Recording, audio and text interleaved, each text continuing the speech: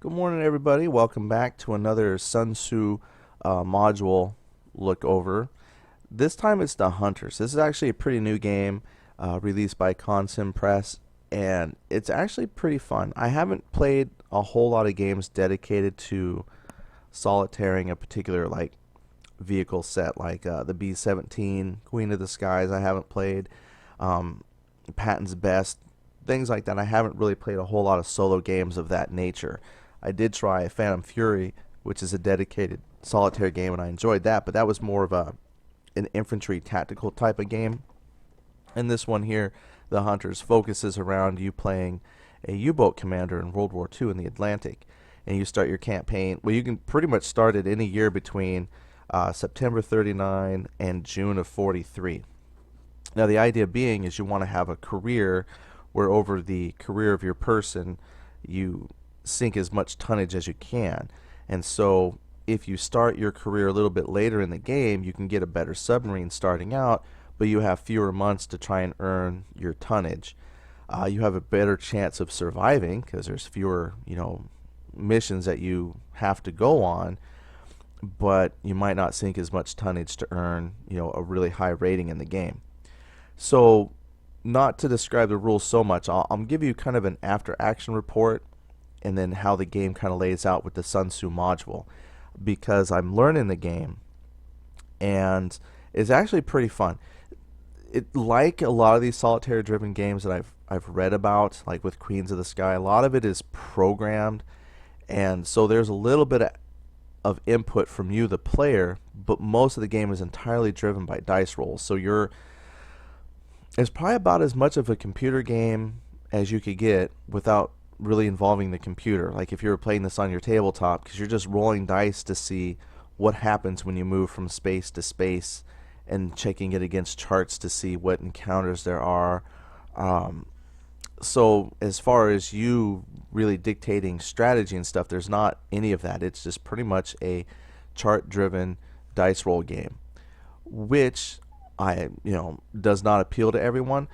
But this one for me, it's actually not too bad. Like I'm gonna play this some more.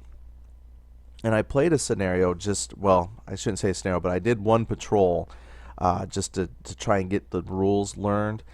And it's actually not a super difficult game. What I've liked is if you follow the rules, you just read the rule that applies to you. I skimmed through the rules at first. I had to admit, I'm not a super big fan of reading rule books.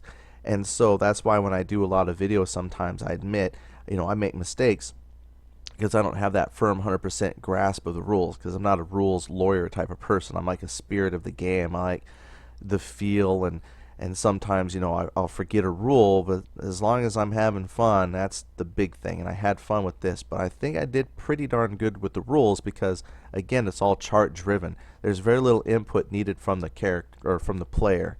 So I started out with the September 39. So let's take a look at your table here when you start your patrol.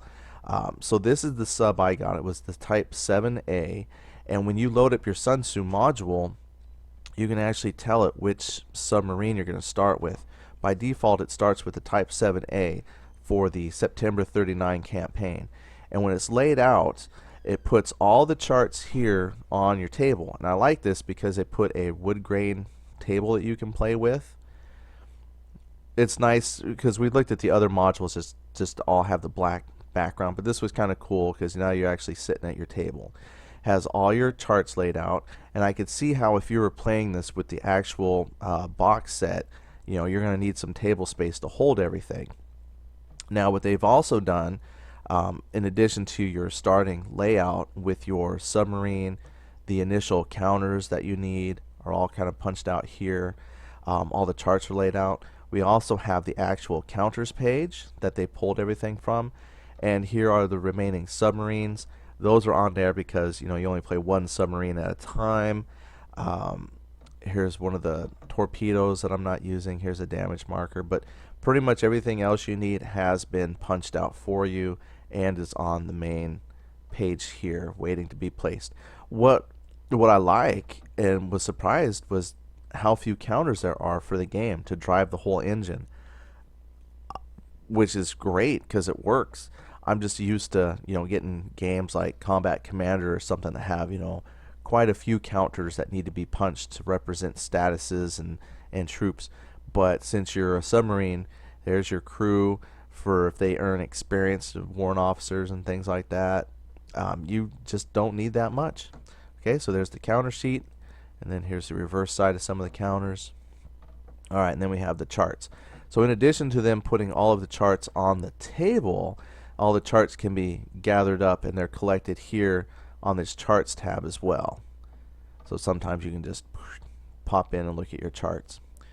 But the nice thing is, actually, I play the entire game right here from this table. Now these charts, you can move them around. So like if you don't want this random events chart all the way out on the far edge, I mean, you could move it up here if you wanted.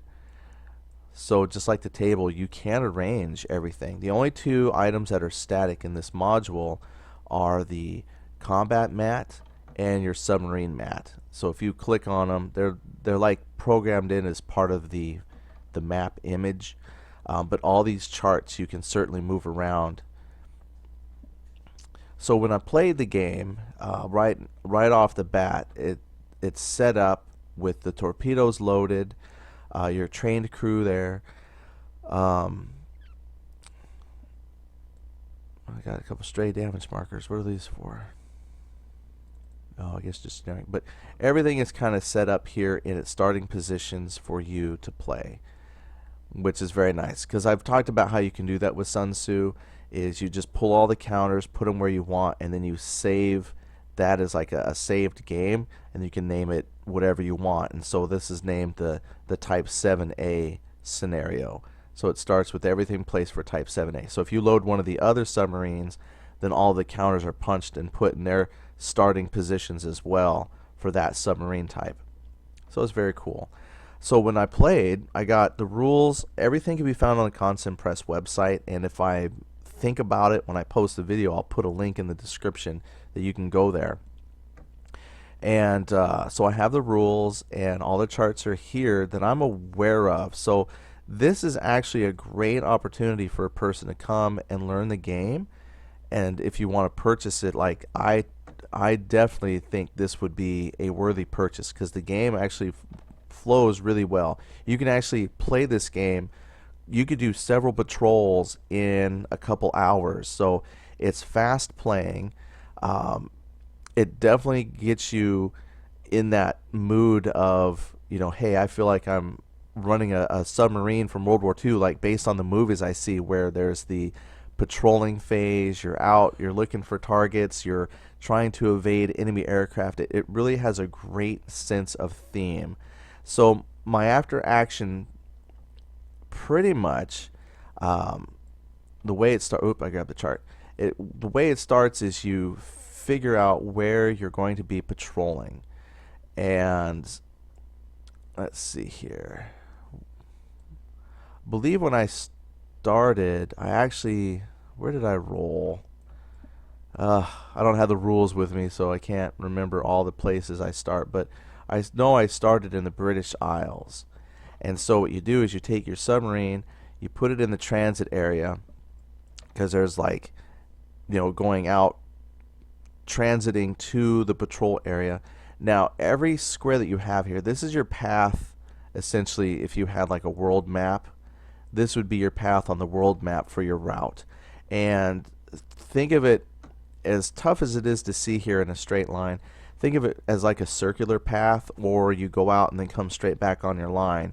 But you start in the Bay of Biscay, and then you end in the Bay of Biscay, going back to your pins. So in my mind, I was thinking just kind of like a little circular route, like a little loop, and come back.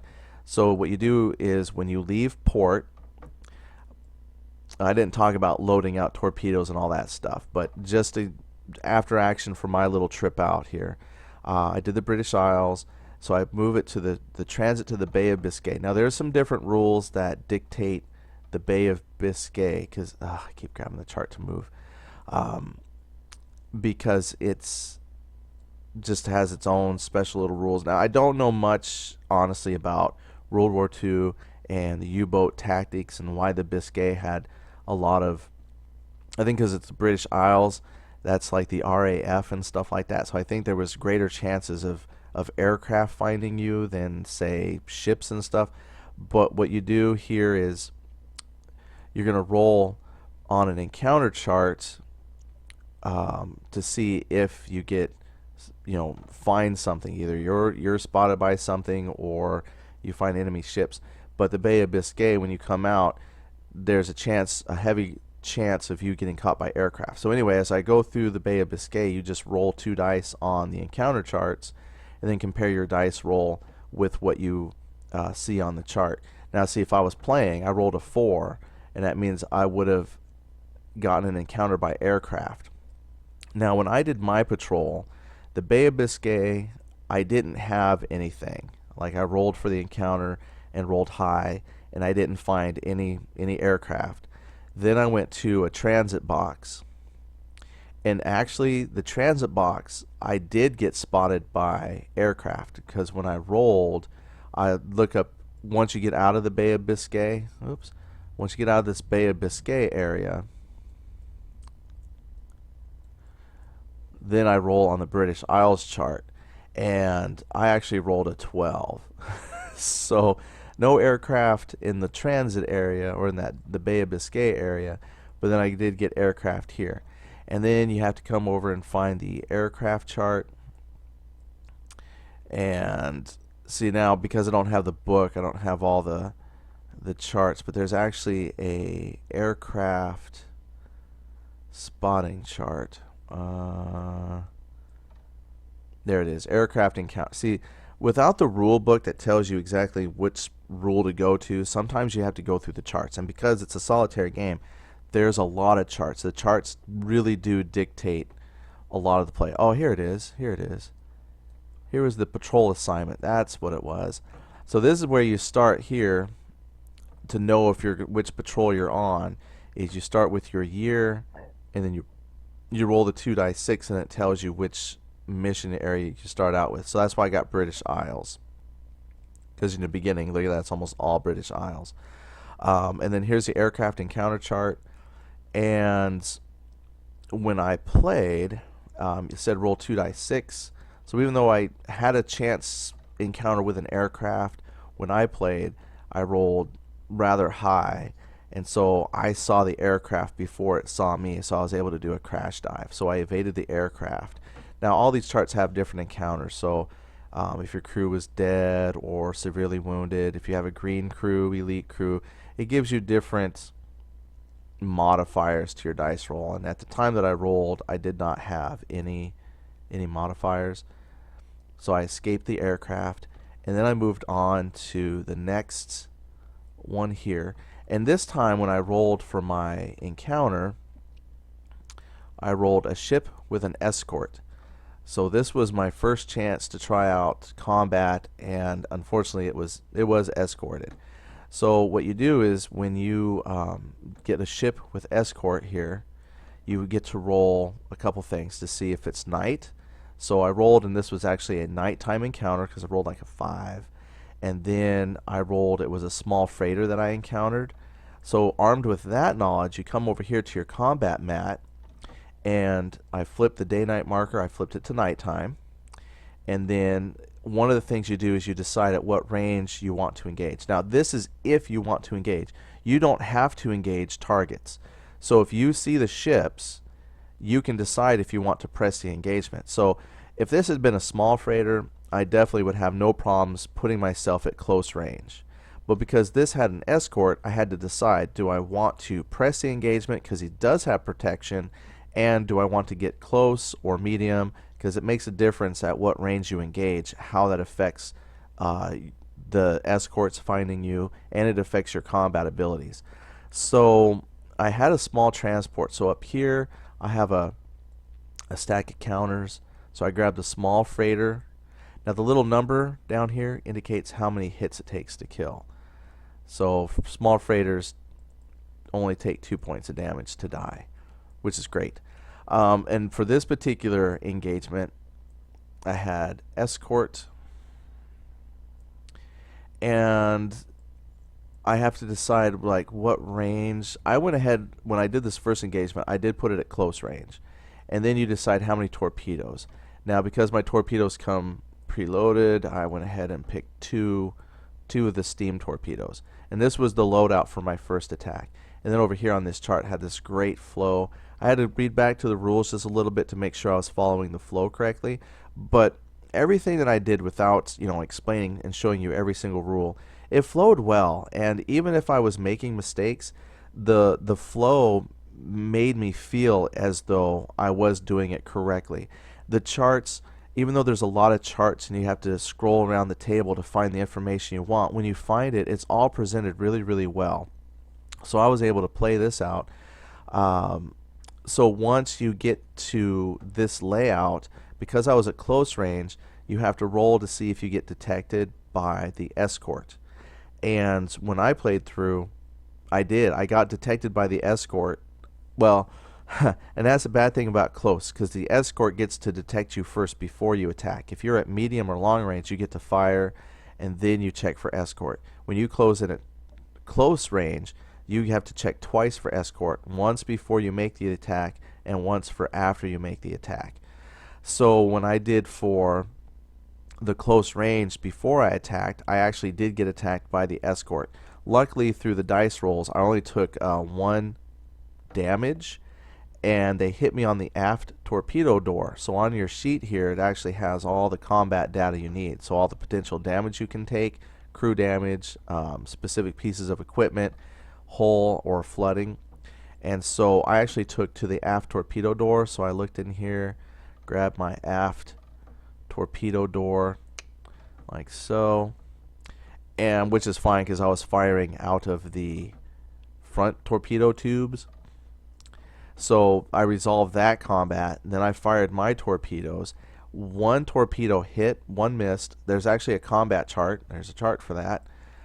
You roll here to see if you hit or miss, and then based on close range, medium, long range. So long range is a lot more difficult to hit, so that's the drawback. At long range, you're more difficult to be detected by your escorts, but your chances to hit are a lot less. And then there's modifiers in here as well. If you have like the electric torpedoes at medium and long range, you're more likely to miss. They're not as accurate. The steam torpedoes are a lot more accurate, but if you attack during the day when the escort does a detection chance, it's easier to detect you because they see the bubbles coming from the steam. So there's drawbacks to everything. Electric torpedoes, there's no bonuses for spotting, but they're less accurate. So what I've seen in my head now as a strategy is when I bring my load out of torpedoes, I might want to take some more electric than what I start with. That way, if I do a close attack, I'll have an easier chance of hitting with the torpedoes. Like the electric torpedoes would be good for day, and then the steam torpedoes are perfect for night. But anyway, strategies for next time. But essentially, I hit with a torpedo. I rolled for damage. I did 4 damage because I rolled like a 5. Or wait, no, what did I do? I rolled really low, but I can't remember now. I didn't take notes, but I just remember that when I spotted the ship, I got a small tank or a small transport or whatever it was, a small ship. It was 5,000 tons. It was the Bream Park. I had to write really small in the box. I printed out, what you can't see is I did print out a Hunter's Patrol log sheet. It's not very pretty, but it's pretty much just boxes where I put my patrol route, the targets, and the tonnage of the targets. So I did get a small ship, which was over from one of these other charts here. Yeah, it was a small freighter. What was it? Yeah, it was a small freighter, and I forget the number I rolled, but it was like the Bream Park or something like that. It was 5,000 tons. So okay, so I attacked my small freighter. I missed with 1 torpedo, hit with 1 torpedo. I did enough damage to actually go ahead and sink the freighter, so I got credit for that. Then, oh, remember I said I was at, yeah, I was at close range. Yeah, it was nighttime. So I did my torpedo attack. Then because I was at close range, anytime you make an attack, the escort has a chance to try and detect you. And the second time, they didn't detect me. So basically, for my first attack on a ship, I went in, the escorts attacked me, did superficial damage to the aft torpedo door, and I was able to sink the freighter, and then I left under the cover of darkness. So it was a very successful mission. Now, after you do your attack, you check for damage to see if you can repair what was damaged. And unfortunately, I had failed my damage roll, so the aft torpedo doors were inoperable. So I could not use those the rest of the game, or patrol, I should say. So then what I did was I kind of cleaned up. So I put my escort marker back. I put my close range off to the side. Oh yeah, and if you take damage, here's a way to track how much incoming damage. So when I got my one hit, I just stuck the incoming here on one hit and then resolved the combat. So I'll just leave that over here. The torpedoes, because they're used, what I did was I just stuck them up over here in like a little used pile, and then I returned the freighter back up here to that stack. So I just cleaned up my mat.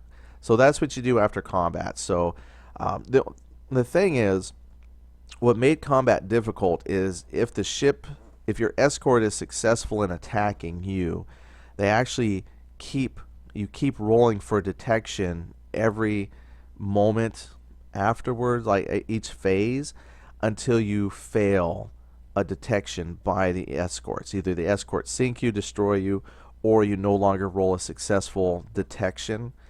So that makes it really tough, because that's kind of how I feel when I watch those movies. Is, those submarines, they have to decide, are they crash diving, are they stopping and hiding at the bottom hoping they don't get, it has that tension, because you just keep rolling and you keep hoping, okay, I hope they don't keep attacking me, I hope it stops, because your boats really are pretty fragile.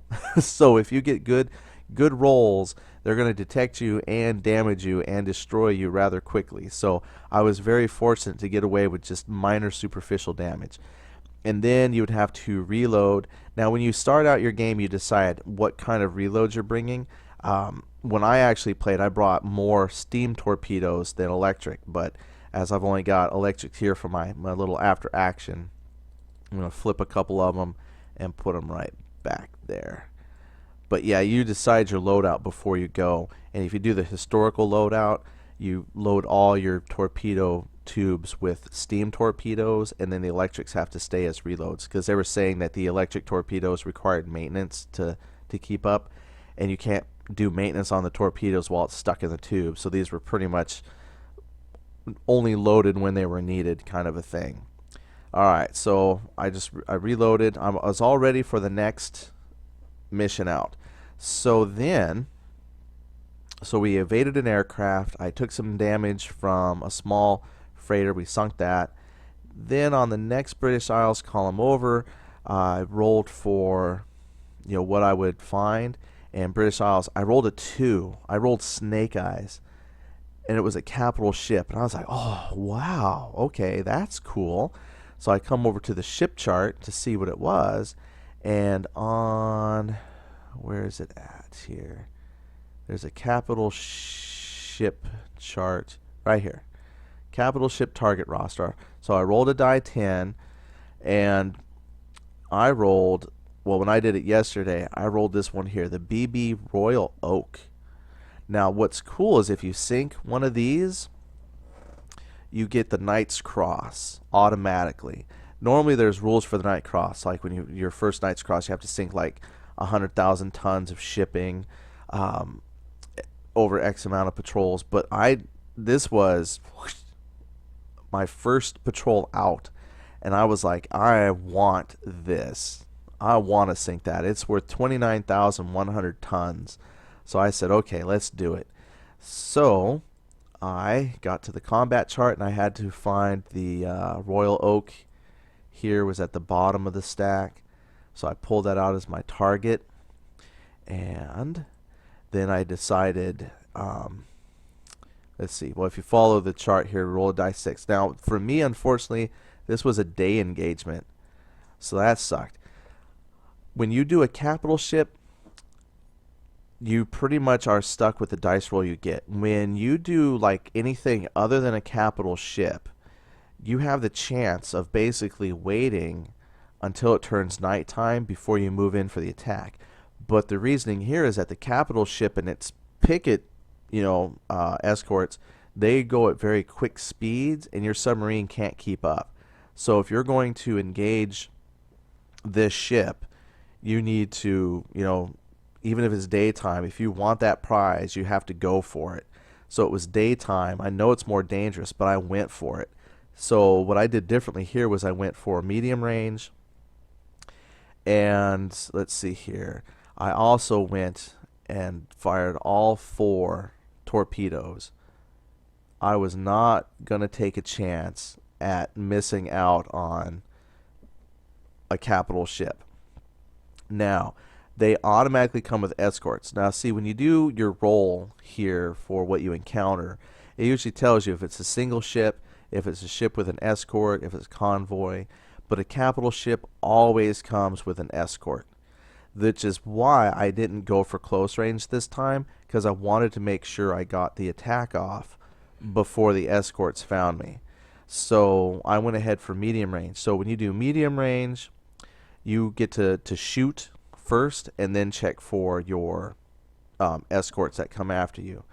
So for this particular attack, I rolled enough that I won. Up here there's the torpedo chart. The thing with torpedoes, not only do you have to roll to see if you hit, and then there's these different modifiers for you, but then you also have to roll to see if the torpedo that hits is a dud or not. So in this particular scenario, 3 of the torpedoes hit. So we'll say that one missed. So I had 3 torpedoes that hit, and then 1 of the torpedoes was a dud. Alright, so I automatically had 2 torpedoes that were wasted.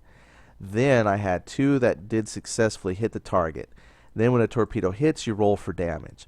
So when I first did my attack, I did roll a 2, which gave me 3 points of damage. Now the capital ships, they can take up to 5 points of damage. So I had 1, 2, 3. And then luckily when I rolled again, this time I rolled a 3. So I was really nervous, and when I looked, it gave me 2 more points of damage. And then that was enough to sink the capital ship. So I rolled just enough to actually sink it. So fired 4 torpedoes, 1 missed, 1 was a dud, 2 hit, and 2 hit just well enough that it caused enough damage to sink that battleship. So that was awesome. So after I fired, then you roll for the escorts. I had to come up here to the escorts. Where is it at? Escort detection chart. You got all your modifiers. Now, I was looking here. The Commandant, he was not wounded or dead or anything like that. I had no damage on fuel tanks. My dive planes were good. It was a capital ship, so you get a +1 dice roll modifier there. I did fire my steam torpedoes during the day, so that gave me +2. I had not been previously detected. I was not at close range. I fired from medium range. This was not a nighttime surface attack because I did it during the day. I did not fire the forward and aft torpedoes. I'm not part of a wolf pack or a convoy or anything like that. I was not at long range. I did not exceed test depth to try and help escape. And I don't have the Knight's Cross or anything like that. So I had a 2 modifier. And when you look at the chart, on an 8 or less, you're undetected. 9 through 11, you're detected. 12 or more, you're detected. Not only are you detected, but you get a +1 attack die roll modifier against you. So when I rolled this, I was so lucky because I had rolled a 6. And I added the 2. That still gave me 8. So I did escape detection on the way out. So just following my understanding of the rules created for a great narrative for my submarine. I was lucky. So his patrol ended really, really well because I got a capital ship. I say ended because I said I'm making a beeline back for Germany. I don't want to, I just fired off all my torpedoes. I've got just a few reloads. Technically, I probably could have engaged something else on the way back, but because I escaped undetected, I reset my board. I put my combat everything back so I wouldn't forget. Because I sunk this Royal Oak, I mean, I could put it back in the pile. It's just that when you sink a particular capital ship, since you have it written on your patrol log, if you roll up a capital ship later on and then you roll that ship, it counts as a no. It doesn't count because that ship's destroyed. And without looking at the rules, I think that's what happens. You don't keep re-rolling until you get a capital ship. I think it's if you roll a ship that's been destroyed, taken out of the war, you don't keep re-rolling. But anyway, I have it written down that I sunk it. So I cleared out my used torpedoes, put all those back. I did my reloads just in case. And then I proceeded along my patrol track. So I went and rolled again on the British Isles. Now, the rest of the way home, I rolled no encounters at all. Nothing. No aircraft, no other ships. So my first trip out, I was able to sink a small freighter. I sunk a capital ship, earned the Knight's Cross. That was awesome. Now, in the rules, when I was reading up on crew advancement, your crew doesn't get to make an advancement until like every 3 patrols. Again, I don't have the rules here with me, but just, kind of thinking how I wrapped up the game. They didn't qualify for any improvement because no one was damaged. I didn't have to worry about lowering my crew to green. They have some rules in there, like if you do several unsuccessful patrols, your crew can actually become green and they're less efficient. But this was a successful. Oh yeah, I had to move back to port. So the damage that I took, if you have like 3 points of damage, whether it's like every 3, it's like every 3 hull, every 3 pieces of equipment, you spend an extra month in port, is how I remember it. You always spend at least 1 port in month at a minimum anyway, just to resupply. So I was able to get my submarine repaired, and because I had no other wounded statuses or anything like that, on my log, I was able to put just 1 R for refit period. So I spent 1 month in refit, and now my crew, they started in September, they spent the month of October in refit, and I'll be ready to head out again in November. I do have, the next time I play though, I do get to have the Knight's Cross. I don't have the oak leaves or swords or anything like that, but I do get a Knight's Cross, and that there's a few things that you get bonuses on your dice rolls for having the Knight's Cross. There's also a rule for starting out your rank. Based on my year, I start automatically as captain, but if you start later, you could start out as like a lower rank, but then you have the chance to earn promotions and stuff. So I'd start as a captain. I don't get promoted for a while, but because it did earn the Knight's Cross, I rolled to see if I got a newer type of submarine in the Type 7 class, and I failed. So I don't get to check again for a while. So I'm still stuck in a 7A. One thing they say with the rules, though, is you might get a newer boat, but you're always going to be in the same type. So I have to go the entire war in a Type 7, but I might go to a Type B or a Type C later down the road. But that was it. That's my first patrol. So the game works really well with ZunTzu. I have not tried the Vassal module, so I don't know how much interactivity. I believe someone said there's a patrol log in the Vassal one that you can actually type in, so you don't have to print out your own patrol log. You can actually keep that in the game. So that's nice. I would be okay with that if I was playing the Vassal version. This, having the log out where I printed it out and then wrote my stats down, at least kind of helps me feel a little bit of that board game feel. I'm still interacting with my game a little bit.